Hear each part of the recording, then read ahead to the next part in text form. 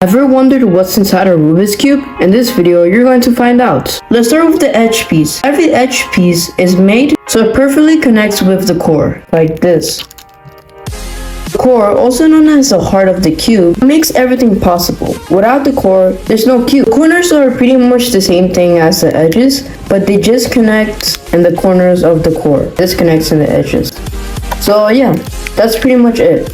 Now to assemble the cube, you have to get the edges here, and then you have to put the edges in the corresponding colors, like this.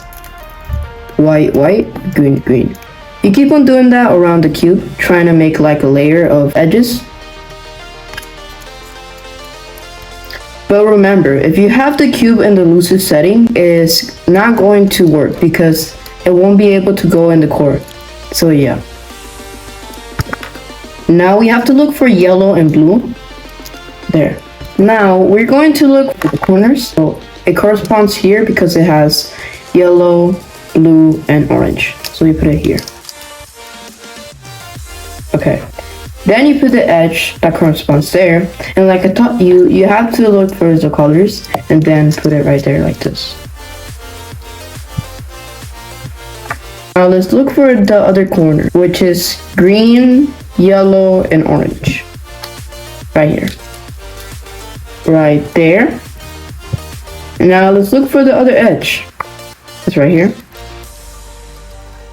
Okay, put it over here.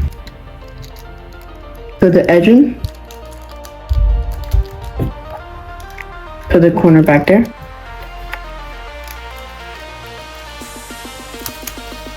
Like that. Now it's only the top layer we have to do, so we do the same thing. Look for the corners, put it right there. Doing the edge, same thing. Look for the corner, put it there. Same thing with this. We can make it easier by just putting the edge here, put in the corner right here,